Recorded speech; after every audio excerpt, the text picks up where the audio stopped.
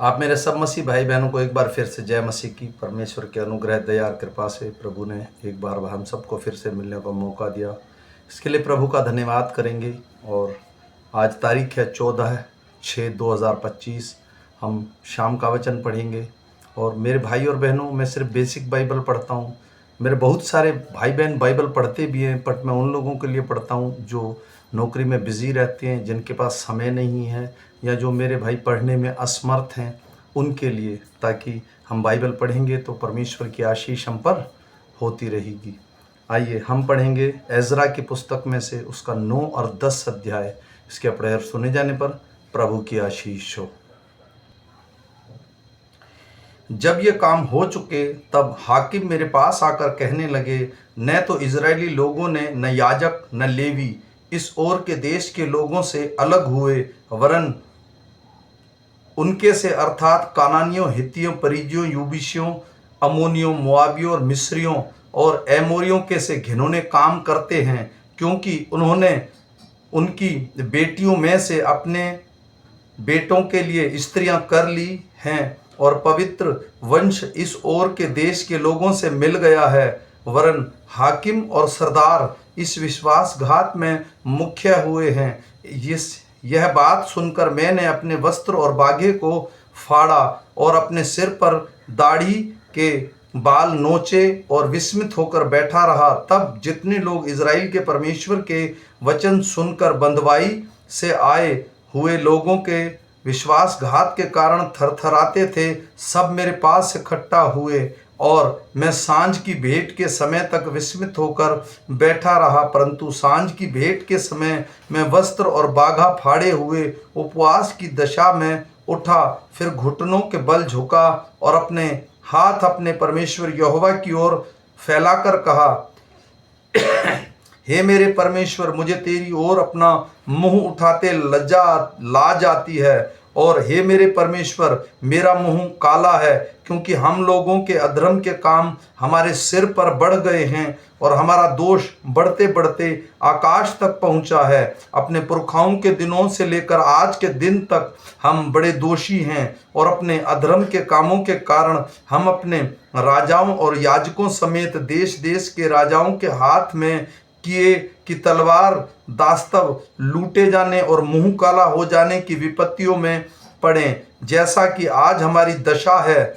पर अब थोड़े दिन से हमारे परमेश्वर यहोवा का अनुग्रह हम पर हुआ है कि हम में से कोई कोई बच निकले, और हम में उसके पवित्र स्थान में एक खूंटी मिले, और हमारे परमेश्वर हमारी आंखों में ज्योति आने दे, और दास्तव में हमको कुछ विश्राम मिले। हम दास तो हैं ही, परंतु हमारे दास्तव में हमारे परमेश्वर ने हमको नहीं छोड़ दिया, वरन फारस के राजाओं को हम पर ऐसा कृपालु किया कि हम नया जीवन पाकर अपने परमेश्वर के भवन को उठाने और इसके खंडरों को सुधारने पाए, और हमें यहूदा और यरूशलेम में आड़ मिली। अब हे हमारे परमेश्वर, इसके बाद हम क्या कहें? यही कि हम तेरे उन आज्ञाओं को तोड़ दिया जो तूने यह कहकर अपने दास नबियों के द्वारा दी, जिस देश के अधिकारी होने पर तुम जाने पर हो, वह तो देश देश के लोगों की अशुद्धता के कारण और उनके घिनौने कामों के कारण अशुद्ध देश है। उन्होंने उनको एक सीमा से दूसरी सीमा तक अपनी अशुद्धता से भर दिया है। इसलिए अब तू न तो अपनी बेटियों को उनके बेटों को ब्याह देना, और ना उनकी बेटियों को अपने बेटों के लिए ब्याह करना, और ना अभी उनका कुशल क्षेम चाहना, इसलिए कि तुम बलवान बनो और उस देश के अच्छे अच्छे पदार्थ खाने पाओ, और उससे ऐसे छोड़ जाओ कि वह तुम्हारे वंश के अधिकार में सदैव बना रहे।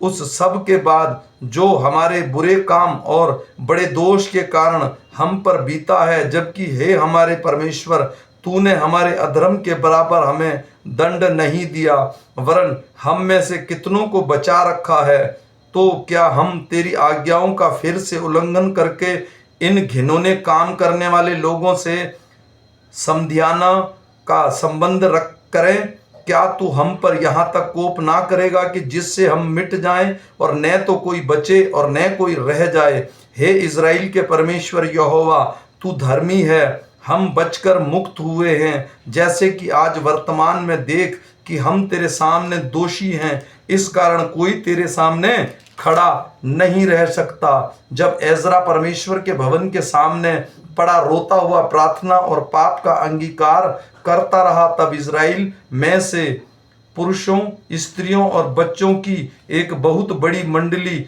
उसके पास इकट्ठा हुई और लोग बिलख बिलख कर रो रहे थे। तब यायेल का पुत्र शकन्याह, जो एलाम के वंश का था, एजरा से कहने लगा, हम लोगों ने इस देश के लोगों से अन्य जाति स्त्रियां ब्याह कर अपने परमेश्वर का विश्वासघात किया है, परंतु इस दशा में भी इज़राइल के लिए आशा है। अब हम अपने परमेश्वर से यह वाचा बांधें कि हम अपने प्रभु की सहमति और अपने परमेश्वर की आज्ञा सुनकर थरथराने वालों की सहमति के अनुसार ऐसे सब स्त्रियों को जो उनके बच्चों को दूर करे और व्यवस्था के अनुसार काम किया जाए। तू उठ, क्योंकि यह काम तेरा ही है और हम तेरे साथ हैं, इसलिए हियाव बांधकर इस काम में लग जा। तब एजरा उठा और याजकों, लेवियों और इज़राइलियों के प्रधानों को यह शपथ खिलाई कि हम इसी वचन के अनुसार करेंगे, और उन्होंने वैसी ही शपथ खाई। तब एजरा परमेश्वर के भवन के सामने उठा और एलियाशीब के पुत्र योहनान की कोठरी में गया और वहां पहुंचकर ना तो रोटी खाई ना पानी पिया, क्योंकि वह बंधुआई में से निकले हुए के विश्वासघात के कारण शोक करता रहा। तब उन्होंने यहूदा और यरूशलेम में रहने वाले बंधुआई में से आए हुए सब लोगों में यह प्रचार कराया कि तुम यरूशलेम में इकट्ठे हो, और जो कोई हाकिम और पुरानियों की सहमति न मानेगा और 3 दिन के भीतर न आए, उसकी समस्त धन संपत्ति नष्ट की जाएगी और वह आप बंधुआई से आए हुए की सभा से अलग किया जाएगा। तब यहूदा और ब्यामीन के सब मनुष्य 3 दिन के भीतर यरूशलेम में इकट्ठा हुए। यह 9वें महीने के 20वें दिन में हुआ और सब लोग परमेश्वर के भवन के चौक में उस विषय के कारण और भारी वर्षा के मारे कांपते हुए बैठे रहे। तब एजरा याजक खड़ा होकर उनसे कहने लगा, तुम लोगों ने विश्वासघात करके अन्य जाति स्त्रियां ब्याह ली और इससे इज़राइल का दोष बढ़ गया है। इसलिए अब अपने पितरों के परमेश्वर यहोवा के सामने अपना पाप मान लो और उसकी इच्छा पूरी करो और इस देश के लोगों में से और अन्य जाति स्त्रियों से अलग हो जाओ। तब पूरी मंडली के लोगों ने ऊंचे शब्द से कहा, जैसा तूने कहा वैसा ही हम करना उचित है, परंतु लोग बहुत हैं और वर्षा का समय है और हम बाहर खड़े नहीं रह सकते, और यह 1 दिन का काम नहीं है, क्योंकि हमने इस बात में बड़ा अपराध किया है। समस्त मंडली की ओर से हमारे हाकिम नियुक्त किए जाएं, और जब तक हमारे परमेश्वर का भड़का हुआ कोप हमसे दूर ना हो और यह काम पूरा ना हो जाए, तब तक हमारे नगरों के जितने निवासियों ने अन्य जाति स्त्रियां ब्याह ली हैं, वे नियत समयों पर आया करें और उनके संग एक नगर के पुरानी और न्यायी आए। उसके विरुद्ध केवल असाहेल के पुत्र योनातान और तिकवा के पुत्र यहजिया खड़े हुए और मशलूम और शबते लेवी ने उनकी सहायता की, परंतु बंधुआई से आए हुए लोगों ने वैसा ही किया। तब एजरा याजक और पितरों के घराने के मुख्य पुरुष अपने अपने पितरों के घराने के अनुसार अपने सब नाम लिखवाकर अलग किए गए, और 10वें महीने के पहले दिन को इस बात की तहकीकात के लिए बैठे, और पहले महीने के पहले दिन तक उन्होंने उन पर सब पुरुषों की जांच पूरी कर ली जिन्होंने अन्य जाति स्त्रियों से विवाह कर लिया था। याजकों की संतान में से ये जन पाए गए जिन्होंने अन्य जाति स्त्रियों से विवाह कर लिया था। यीशु का पुत्र योसादाक के पुत्र और उसके भाई मसेहा, एलियाजर, यारीब, गल्दिहा, इन्होंने हाथ मरवाकर वचन दिया कि हम अपनी स्त्रियों को निकाल देंगे, और उन्होंने दोषी ठहरकर अपने अपने दोष के कारण एक एक मेंढा बलि किया। इमेर की संतान में से हनानी और जब्दिया, हीराम की संतान में से मसेया, एलिया, शमेहा, यहीएल और उज्जीएल, पशहूर की संतान में से एलियोन, मसाए, इस्माइल, नतनेल, योजाबाद, एलासा। फिर लेवियों में से योजाबाद, शिम्मी, केलिया, कलीता कहलाता है, पतिहा, यहूदा और एलियाजर। गवैयों में से एलिशीब और द्वारपालों में से शलूम, तलेम, उरी। इज़राइल में से परोश की संतान के रमलिया, यिज्या, मिल्किया, यिमाइन, एलियाजर, मिल्किया और बनाया। एलाम की संतान में से मतन्याह, जकरिया, यहीएल, अब्दी, यरेमोत और एलिया। जत्तू की संतान में से एलियोने, एलियाशीब, मतन्याह, यरेमोत, जबाद और अजीजा। बेबे की संतान में से योनाहान, हनन्या, जब्बे और अतले। वानी की संतान में से मशलूम, मलूक, अदया, यशूब, शाल और यरामोत।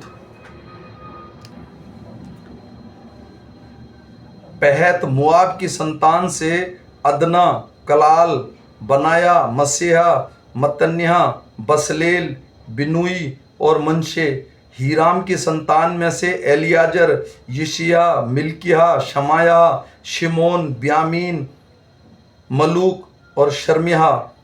हशूम की संतान में से मतने, मतता, जबाद, एलीपेलेत, येरेम, मनशे और शिमी। बानी की संतान में से मादे, अमराम, उयेल, बाना, यहा, बेद्याह, कलूही, बन्याह, मरेमोत, एलिशीब, मतन्याह, मत्ते, याशू, बानी, बिनुई, शिमी, शेल्याह, नातान, अदायाह, मकबे, शेशे, शारे, अजेरेल, शेल्याह, शेमरिया, शलूम, अमरिया और योसेफ। नबो की संतान में से यहीएल, मतिया, जबाद, जबीना, यज्जो, योएल और बनाया। इन सबों ने अन्य जाति स्त्रियां ब्याह ली थी और बहुत सी स्त्रियों के लड़के भी उत्पन्न हुए थे। आमीन। मेरे भाई और बहनों, हम फिर मिलेंगे सुबह के वचन के साथ। तब तक परमेश्वर का अनुग्रह, कृपा और दया हम पर, हमारे परिवारों पर अब से लेकर अनंत काल तक होती रहे। सबको जय मसीह की।